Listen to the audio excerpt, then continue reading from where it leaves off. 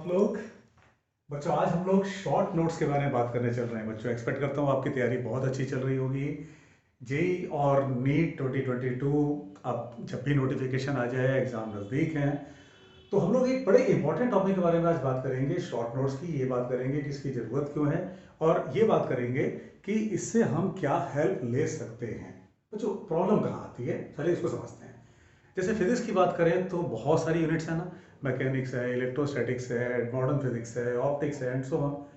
तो बच्चा जब पढ़ रहा होता है उस टॉपिक को तब तो ठीक है, वो अपने नोट्स को तैयार कर रहा है, बच्चा उसने अपने चैप्टर्स को प्रिपेयर कर लिया। लेकिन होता ये है कि जब एग्ज़ाम नज़दीक आता है तो ये नहीं समझ में आता कि हमारी इतनी सारी कॉपियों भर गई है, एक एक चैप्टर पर इतनी सारी कॉपी भर गई है और बच्चे को सिर्फ एक सब्जेक्ट नहीं, उसे तो तीनों सब्जेक्ट पढ़ने हैं, फिजिक्स केमिस्ट्री मैथ या फिजिक्स केमिस्ट्री बायोलॉजी। तो अब वो कैसे तैयार करे, इसके लिए शॉर्ट नोट्स का बहुत महत्व है। क्योंकि कई बार ऐसा होता है कि वो चैप्टर हमारा तैयार है, लेकिन चूंकि हमने उसको कई दिनों से रिवाइज नहीं किया है तो मन के कोने में ऐसा लगता है कि शायद वो चैप्टर हमारा कहीं छूट रहा है, वो वीक हो रहा है। तो इन्हीं सारी प्रॉब्लम्स का सलूशन है शॉर्ट नोट्स।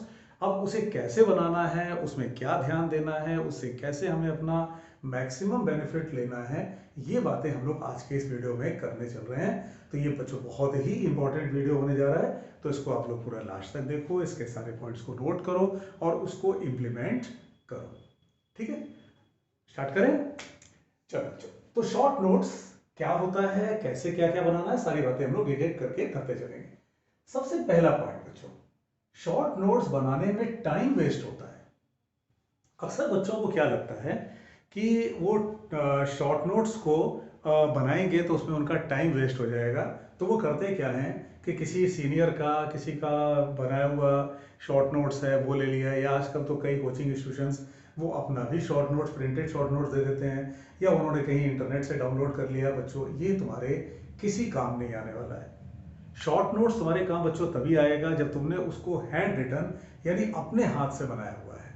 ऐसी बात नहीं है कि अगर आपने प्रिंटेड लिया है या किसी से आपने मंगवा लिया है, किसी सीनियर से ले लिया है, तो बिल्कुल वेस्ट है, वेस्ट नहीं है, लेकिन आपको उससे पूरी एफिशिएंसी नहीं मिल पाएगी। तो बच्चों सबसे पहली बात, शॉर्ट नोट्स को खुद अपने आप बनाना है। ये बात अपने दिमाग से बिल्कुल हटा देनी है कि शॉर्ट नोट्स बनाने में टाइम वेस्ट होता है। बच्चों उसकी बहुत ज़्यादा इंपॉर्टेंस है। जब लास्ट में एग्ज़ाम आता है तो एग्ज़ाम से कुछ दिन पहले उसकी इंपॉर्टेंस बहुत बहुत बढ़ जाती है। और अगर उस समय हमने अपने प्रिपरेशन को एक स्ट्रेटजिकली मूव नहीं कराया है तो उस समय बच्चे नर्वस होने लगते हैं। वो ये पढ़ते हैं तो लगता है ये छूट रहा है, ये पढ़ते हैं तो लगता है वो छूट रहा है। फाइनली वो नर्वस हो जाते हैं और जब नर्वसनेस आती है तो उसका असर एग्ज़ाम पर बहुत ख़राब पड़ता है। तो अगर कोई बच्चा ये कहता है कि शॉर्ट नोट्स को बनाने में उसका टाइम वेस्ट होता है, तो ये बात करीब करीब ऐसी हो गई बच्चों कि किसी को जाना है किसी दूसरे शहर में और वो अपनी गाड़ी, अपनी कार निकाल ले और चलने लगे और बोले कि मेरे पास, मुझे बहुत जल्दी वहाँ पहुँचना है, इसलिए मेरे पास पेट्रोल भराने का समय नहीं है। आधी बात समझ में, कि कोई ये कह रहा है कि मुझे 200 किलोमीटर जाना है, मुझे बहुत जल्दी जाना है, इसलिए मेरे पास पेट्रोल भराने का टाइम नहीं है, बस मैं दौड़ूंगा सीधे। तो बच्चों तो गाड़ी जब बीच में रुक जाएगी तब तो सारा टाइम एक किनारे है ना। तो इसलिए बच्चों पहला जो बात है वो क्या है, शॉर्ट नोट्स को बनाने में टाइम वेस्ट नहीं होता, उसको आपको बनाना है और उसको अपने हैंड रिटन बनाना है, अपने हाथ से बनाना है। ठीक है, आपको उसमें थोड़ा टाइम लगेगा, लेकिन वो टाइम आपका यूटिलाइज होगा, वो टाइम वेस्टेज नहीं है, वो टाइम का यूटिलाइजेशन है। तो उसको आप अपने हाथ से अपनी लैंग्वेज में बनाओगे। तो शॉर्ट नोट्स किसी का प्रिंटेड या कहीं से किसी सीनियर से नहीं लेना है। सेकंड पॉइंट है बच्चों, चैप्टर कंप्लीट करने के बाद बनाना चाहिए।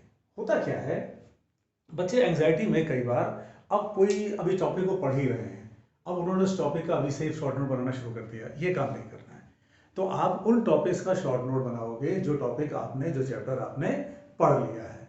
फॉर एग्जाम्पल, अगर आपने न्यूटन्स लॉ ऑफ मोशन पढ़ लिया है, आपने फ्रिक्शन पढ़ लिया है, तो आप उस चैप्टर का अब शॉर्ट नोट बनाओगे।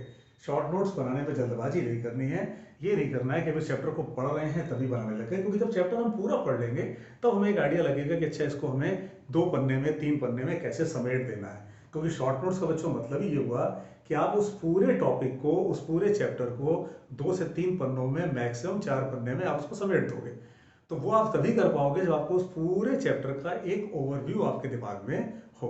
तो बच्चों नेक्स्ट पॉइंट क्या है कि ये हमें तब बनाना है जब हमने उस चैप्टर को पढ़ लिया हो। फॉर एग्जाम्पल अगर हमने न्यूटन्स लॉ पढ़ लिया तो अब हम न्यूटन्स लॉ ऑफ मोशन का शॉर्ट नोट्स बनाएंगे। बच्चों बहुत इंपॉर्टेंट वीडियो है, पूरा लास्ट तक देखो और इसको पूरा अमल करो, नोट बनाओ। 2 और 3 कॉलम में आप उसको डिवाइड करोगे। यानी आप क्या काम करो, जैसे जैसे मान लो ये पेपर हो, ठीक है, तो पेपर में ये नहीं करना है कि इतनी जगह हेडिंग के लिए छोड़ दी है, कुछ नहीं, बड़ी बड़ी हेडिंग बना दी है, बिल्कुल नहीं। आप उस पेपर का मैक्सिमम पॉसिबल यूज करो, एकदम आप ऊपर से लिखना शुरू करो, क्योंकि वो नोट्स आप ही को पढ़ना है, वो नोट्स आपकी अपनी पर्सनल प्रॉपर्टी है, वो आप किसी को देने नहीं जा रहे हो, ठीक है, या कोई उसको आपके जबरदस्ती लेने नहीं जा रहा है, वो आपकी अपनी पर्सनल प्रॉपर्टी है। तो उसको आप जैसे चाहो उस ढंग से बनाओ, जैसे आपको उससे बेनिफिट मिले वैसे बनाओ पूरा। जैसे ये मान लो पेपर है तो पूरा एकदम ऊपर से बनाना शुरू करो। अच्छा, उसमें क्या करो आप, 2 या 3 कॉलम, जैसे ये पेपर है मान लो, तो उसको आप 2 कॉलम में या 3 कॉलम में आप उसको बनाओ, डिपेंडिंग ऑन चैप्टर। उस चैप्टर को देख करके आपको समझ में आ जाएगा कि उसमें फॉर्मूले ज़्यादा हैं, कि उसमें न्यूमेरिकल ज़्यादा हैं, कि उसमें ऐसे कंसेप्ट ज़्यादा हैं जो आपके वीक हैं, छूट रहे हैं। तो उसके अकॉर्डिंग आप 2 या 3 कॉलम में बनाओ, पेपर का पूरा यूज़ करो, बेस्ट यूज़ करो, और पेपर के दोनों साइड में लिखो। बच्चों शॉर्ट नोट्स का मैक्सिमम बेनिफिट तभी आपको मिलेगा जब आपने उस चीज़ को कम स्टेप्स में समेट दिया है। जब आपने 50 पन्नों का या 100 पन्नों का जो चैप्टर था उसको आपने 2 पन्नों में समेट दिया, 3 पन्नों में समेट दिया। अब यहीं पर आपकी एक जो आपका कैलिबर है, आपकी जो एक क्षमता है, उसका भी आकलन होना है कि आप कितने कम में अपनी उस बात को समेट लेते हो। ये भी आपके लिए उतना ही इंपॉर्टेंट होना है, क्योंकि ये नहीं करना है कि अगर हमने 10 पन्नों का एक शॉर्ट नोट बनाया है किसी चैप्टर का तो वो हमारे लिए उतना यूजफुल नहीं होगा। तो बच्चों ये क्या बताया आपको कि आप जो पेज को डिवाइड करोगे 2 या 3 कॉलम में डिवाइड करो और दोनों साइड यूज करो। जैसे ये पेज का एक फेस हो गया, तो ये वाला जो फेस है इसको भी आप यूज करोगे, इधर भी बनाओगे और इधर भी बनाओगे। यानी मैक्सिमम आपको 2, अगर आपने 2 पन्ने लिए हैं तो 1 2 3 4 फेस हो गए आपके। तो इस तरह से आप 2 से 3 कॉलम बना सकते हो किसी पेपर का, और उसका बेस्ट पॉसिबल यूज करोगे। यानी आप छोटा छोटा लिखो, वो आपको दिखाई दे, बस इतना काफी है। अगर वो आप स्मॉल में छोटा छोटा आपने लिखा हुआ है और वो आप पढ़ पा रहे हो तो इतना सफिशियंट है, ठीक है। क्योंकि फिर वही बात है कि वो आप अपने लिए बना रहे हो, वो आपके लिए है एग्जाम से पहले रिवाइज करने के लिए। नेक्स्ट बच्चों, कीवर्ड्स यूज करो, अपनी लैंग्वेज यूज करो। जैसे कीवर्ड्स का मतलब क्या हुआ कि आप उसमें छोटे छोटे पॉइंट्स यूज करो। कीवर्ड्स का मतलब क्या होता है, जब आप छोटे छोटे पॉइंट्स या छोटे छोटे शब्द यूज करते हो किसी बड़े सेंटेंस के लिए। जैसे एग्जांपल के लिए मान लो आपको टाइम ऑफ फ्लाइट लिखना है, तो आप उसमें कैपिटल टी फोटो लिख के काम चला लो, ठीक है। आप उसमें पूरा टाइम ऑफ फ्लाइट मत लिखो, आप छोटा छोटा पॉइंट यूज करो। आपको पता है कि आप रेंज का फॉर्मूला लिख रहे हो, तो आप उसको पूरा रेंज मत लिखो, आप उसको आर लिख के काम चला लो। आपको ये पता है कि पोटेंशियल डिफरेंस है वी, तो आप उसको पूरा वी, सिर्फ वी लिख करके काम चला लो, ठीक। आपको ये पता है कि वो जो फार्मूला है क्यू बाई टी किसी थर्मल कंडक्शन का फार्मूला है, थर्मल करंट का फार्मूला है, तो चाहे क्यू बाई टी लिख लो, चाहे उसको आई लिख के काम चला लो। पर्पस फिर वही आया कि आप कम जगह पर ज़्यादा मैटर को डालोगे ताकि आप उसका ज़्यादा से ज़्यादा इस्तेमाल कर सको। तो कीवर्ड्स यूज करो, अपनी खुद की लैंग्वेज बनाओ। ये नहीं करना है कि आप इंग्लिश में बना रहे हैं, भले ही आप उस पर उतना कंफर्टेबल नहीं है, लेकिन तब भी आप इंग्लिश में उसको बनाने की वो कर रहे हैं कि आपको किसी को जैसे दिखाना है, किसी को इंप्रेस करना है। बिल्कुल नहीं, आप उसको अपनी भाषा बनाओ, बायलिंगुअल बनाओ। आप हिंदी इंग्लिश को मिला के बनाओ, सिर्फ हिंदी में, या किसी की अगर मदर टंग उड़िया है, मराठी है, बंगाली, जिस भी लैंग्वेज में, जिस लैंग्वेज में आप कंफर्टेबल हो आप उस लैंग्वेज बनाओ, क्योंकि अगेन वो आपकी पर्सनल प्रॉपर्टी है। पिक्चर्स का इस्तेमाल करो। पिक्चर्स का मतलब बच्चों यहाँ पे डायग्राम भी है। जैसे अगर आप कोई क्वेश्चन कर या कोई कंसेप्ट आप नोट कर रहे हो, तो अगर संभव हो तो वहाँ पे डायग्राम का यूज़ कर लो। तो डायग्राम से, क्योंकि एक साइकोलॉजी ये कहती है कि अगर किसी पेज पर टेक्स्ट मैटर लिखा है और अगर उसी में कोई डायग्राम बना है तो डायग्राम पर आपकी निगाह पहले जाती है। तो डायग्राम्स का यूज़ करो, कलर्ड पेन का यूज़ करो, अलग अलग पेन का यूज़ करो। इसका मतलब ये भी नहीं है कि आप उस पेपर को बिल्कुल रंग डालो एकदम अलग अलग कलर्स में। आप जहाँ जहाँ मेन मेन पॉइंट्स हैं उसमें हाईलाइटर का यूज़ करो, अलग कलर के पेन का यूज़ करो, ताकि आपको ये पता हो कि अच्छा हमने रेड कलर से लिखा है वो एक्स्ट्रा इंपॉर्टेंट है, वो हमारा ज़्यादा वीक कंसेप्ट है। जिसको हमने ग्रीन से लिखा है वो थोड़ा बहुत हमें आता है, वो अच्छे से आता है, बल्कि जिसको हमने सपोज ब्लू से लिखा है उस पर थोड़ा सा डाउट बना रहता है। तो इस तरह से जब आप रिवीजन करोगे तो आपके माइंड को ये पता है कि जो पॉइंट रेड वाले हैं, जिन पर रेड मार्क किया गया है, वो ज़्यादा इंपॉर्टेंट है, तो वो उस पर ज़्यादा फोकस करेगा।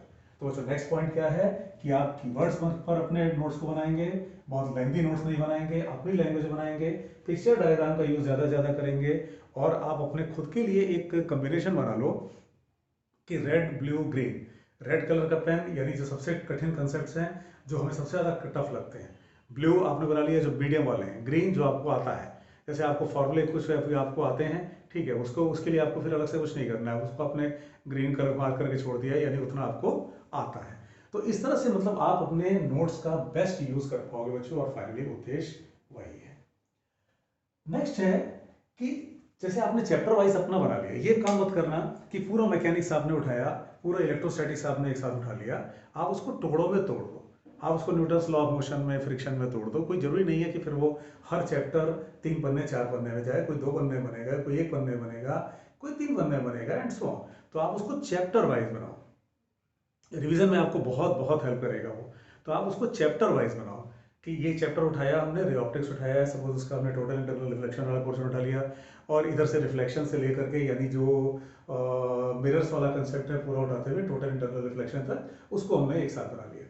तो चैप्टर वाइज बनाओ, उसमें उसको पूरी यूनिट वाइज मत बनाओ, पूरा मैकेनिक्स नहीं, चैप्टर वाइज बनाओ। और लास्ट में बच्चों कुछ जगह जरूर छोड़ दो, क्योंकि होता ये है कि जब आप किसी चैप्टर को बना लेते हो तो उसके बाद भी आप उसमें अपडेशन करते हो, आपको अचानक क्लिक करता है कि अरे ये चीज़ छूट गई, या आपने कहीं टेस्ट सीरीज ज्वाइन की हुई है, आप उस टेस्ट सीरीज का क्वेश्चन सॉल्व कर रहे हो और आपने देखा कि अरे एक वैरायटी ऑफ क्वेश्चन और बन सकती है, आ सकती है, तो उसके लिए थोड़ा सा जगह हर चैप्टर में छोड़ दो, क्योंकि नहीं तो क्या होगा कि आप उस चैप्टर में पूरा भर दिया आपने, अब उसके बाद फिर आप उसको किसी और पेज पर ले जाओगे, किसी और यूनिट में ले जाओगे, वो अननेसरी आपको बर्डन लगेगा, कंफ्यूजिंग लगेगा। तो जिस चैप्टर को आप बनाओ उसके लास्ट में कुछ जगह भी छोड़ दो, ताकि आप अगर इनकेस कुछ अपडेशन करना हो तो आप उसमें कर सको। बेटा मिस्टेक्स को भी हाईलाइट करो आप अपने जो आप बना रहे हो तो उसमें आपने फॉर्मूले लिखे, आपने कंसेप्ट्स लिखे, आपने जो क्वेश्चंस आपको टफ लगते हैं उनको आपने मार्क कर दिया, सारा काम किया, अपने मिस्टेक्स को भी हाईलाइट करो। मिस्टेक्स को हाईलाइट करने का मतलब हुआ कि जैसे आपने अगर कोई क्वेश्चन सॉल्व किया था और आपने उसमें कोई गलत फॉर्मूला लगा दिया, या आपने उस क्वेश्चन को गलत ढंग से ही समझ लिया, क्वेश्चन पूछ रहा था, आपने उसमें कुछ और कर दिया, तो आप मिस्टेक्स को भी अपने उस ढंग से हाईलाइट करो, क्योंकि बच्चों अपनी मिस्टेक्स को बचाना भी उतना ही ज़्यादा इंपॉर्टेंट है। क्योंकि अगर हम एग्जाम में किसी एक क्वेश्चन को गलत करके आ रहे हैं, फॉर एग्जांपल अगर उसमें 4 नंबर मिलने थे और 1 नंबर कट गया, तो प्रैक्टिकली बच्चों उस क्वेश्चन ने हमें 5 नंबर की चोट दी है। तो मिस्टेक्स को बचाना भी उतना ही इंपॉर्टेंट है जितना नई चीज़ को सीखना, ठीक है। तो मिस्टेक्स को भी हमें अपने अवॉइड करना है, बचाना है, उसको मिनिमाइज करना है। तो जो शॉर्ट नोट्स में आप जो अपने जो मिस्टेक्स हैं उनको भी बच्चों जरूर पॉइंट आउट करो। सही दिशा में की गई मेहनत रिजल्ट लाती है बच्चों। अगर हम एक सही डायरेक्शन में मेहनत कर रहे हैं, सिर्फ मेहनत ही किए चले जा रहे हैं, अनडायरेक्शनल कर रहे हैं, तो कभी एक कदम आगे चले एक कदम पीछे आए, जैसे डिस्प्लेसमेंट डिस्टेंस में पढ़ा है हम लोगों ने ना, लीनियर मोशन में पढ़ते हैं हम लोग कि एक कदम आगे गए फिर एक कदम पीछे आ गए, तो कुल मिला के वहीं आ गए। तो हमें मेहनत करनी है तो उसको एक डायरेक्शन के साथ करना है, उसको मैग्नीट्यूड भी चाहिए, हाँ 8 घंटा 10 घंटा 12 घंटा पढ़ना है, डायरेक्शन भी चाहिए कि कैसे पढ़ना है, स्मार्ट स्टडी करनी है। ये नहीं करना है कि बस हम उसको पढ़े चले जा रहे हैं लेकिन कोई सीक्वेंस नहीं बना रखा है, कोई टाइम टेबल नहीं बना रखा है, कोई सिस्टम ही नहीं है पढ़ाई का हमारे, कैसे हम रिवाइज करेंगे, कौन से चैप्टर्स हमारे स्ट्रॉन्ग हैं, कौन से वीक हैं, कैसे हम अपने टाइम मैनेजमेंट को सही करेंगे, कैसे अपनी कैलकुलेशन को सही करेंगे, ये सारी जो चीज़ें आती हैं बच्चों, तो ये फिर एक डायरेक्शन बनाती हैं। और फिर जब आप उस डायरेक्शन में आगे बढ़ते हो तो फिर आपको एक बढ़िया रैंक से सिलेक्शन मिलता है, आप एक बहुत ब्राइट करियर की तरफ बढ़ते हो। तो अपनी गलतियों को बचाना है, एग्ज़ाम धीरे धीरे नज़दीक आ रहा है और अब हमें भी अपनी तैयारियों को उतना अच्छे ढंग से बढ़ाते चले जाना है। बच्चों जैसा कि आप ऑलरेडी जानते हो इस चैनल पर हम लोग बहुत सारे चैप्टर्स को पढ़ रहे हैं, प्लस अगर आपको कुछ एडिशनल चैप्टर्स की ज़रूरत है या कोई एडिशनल कंसेप्ट आपको चाहिए तो वो भी आप कमेंट बॉक्स में लिख करके बता सकते हो। बच्चों जो ऐप है उसमें पूरे फिजिक्स के टेस्ट पड़े हुए हैं, उनको आप दे करके अपनी जो प्रिपरेशन है उसको परख सकते हो। जो टेलीग्राम चैनल है उस पर डेली क्वेश्चंस पोस्ट हो रहे हैं, अच्छे क्वेश्चन पोस्ट हो रहे हैं विद सॉल्यूशन, क्विजेस एटसेट्रा। तो ये सारी चीज़ें बच्चों आप अपने यूज़ में लाओ और बहुत अच्छी रैंक से selection low. Wish you all the very very best. और बच्चों इसमें कमेंट बॉक्स में ज़रूर लिख के बताओ कि ये आपके लिए कितना हेल्पफुल है और इसे अपने फ्रेंड्स को भी सर्कुलेट करो। चैनल में बच्चों अपना नोटिफिकेशन ऑन रखो, सब्सक्राइब किए रहो इस चैनल पे। इसी तरह से हम लोग और बहुत सारी वीडियोस को अपलोड करेंगे, जिससे कि आपका सिलेक्शन और अच्छी रैंक से हो सके। Wish you all the very very best. Thanks a lot।